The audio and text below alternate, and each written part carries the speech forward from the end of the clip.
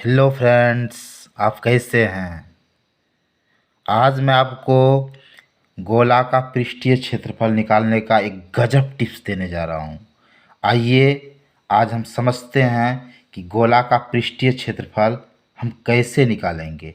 दोस्त, मेरे पास आर त्रिज्या का एक गोला है और आर त्रिज्या का बेलन है। तो कहने का मतलब ये है कि गोला का त्रिज्या और बेलन का त्रिज्या दोनों इक्वल है। गोला का त्रिज्या और बेलन का त्रिज्या इक्वल है। अब ध्यान से देखो, अगर हम इस गोले को उठाकर इस बेलन में रख देंगे, इस गोले को अगर रख देंगे तो ये गोला इस बेलन को पूरी तरह से टच कर जाएगा, पूरी तरह से टच करेगा।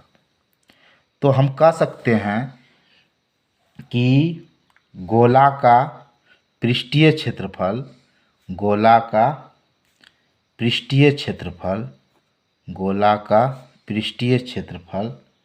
बराबर बेलन का वक्र पृष्ठीय क्षेत्रफल के बराबर होगा। यानी गोला का पृष्ठीय क्षेत्रफल बेलन के वक्र पृष्ठीय क्षेत्रफल के बराबर होगा। क्यों होगा? क्योंकि जब हम इस गोले को इस बेलन में डालेंगे तो ये बेलन को पूरी तरह से घेर लेगा। तो हम कह सकते हैं कि गोला का पृष्ठीय क्षेत्रफल बराबर बेलन का वक्र पृष्ठीय क्षेत्रफल होगा। आइए हम आगे बढ़ते हैं और लिखते हैं कि गोला का वक्र पृष्ठीय क्षेत्रफल बराबर बेलन का वक्र पृष्ठीय क्षेत्रफल क्या होता है? 2πr/h होगा। अब ध्यान दो, आगे बढ़ें। गोला का वक्र पृष्ठीय क्षेत्रफल बराबर 2πr, और ये h के जगह पर हम लोग लिखेंगे 2r। अब देखो, यहाँ गौर से देखो, ये देखो, ये तो इसका r है, ये r है, ये भी r है, और ये क्या है? h है। तो h क्या होगा? h होगा 2r के बराबर, क्योंकि जब हम इस बेलन में गोला को डालेंगे ना तो इतना दूर तक ऊंचाई हो जाएगा। और देखो, इधर तो r हुआ, इधर r हुआ, और r मिल के 2r हुआ, और 2r h के बराबर होगा। तो इस तरह हम कह सकते हैं कि h बराबर 2r होगा। अब देखो, बड़े मज़े से निकल गया ना। गोला का वक्र पृष्ठीय क्षेत्रफल बराबर 2 दूनी 4πr²। हम दूसरे वे में इस तरह भी समझ सकते हैं कि त्रिज्या r वाले एक गोले का पृष्ठीय क्षेत्रफल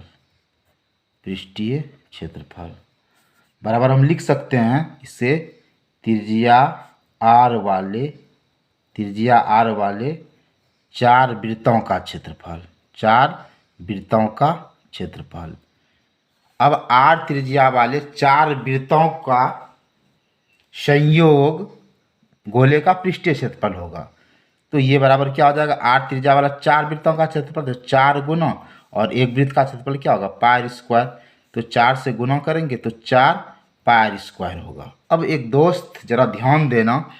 अब देखो, ये वृत्त है और ये गोला है, ये वृत्त है और यह गोला है।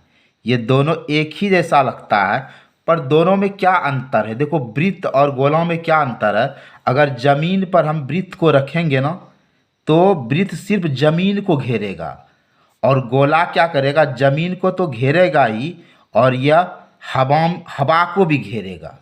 तो यही अंतर है वृत्त और गोलों में। जैसे कि अगर हम चूड़ी जैसे चीज़ को जमीन पर रख देंगे ना तो देखो सिर्फ जमीन को घेरेगा, लेकिन अगर हम गेंद को गेंद को ज़मीन पर रखेंगे ना तो ये ज़मीन को तो घेरेगा ही और साथ में हवा को भी घेर लेगा, तो ये गेंद गोला हुआ।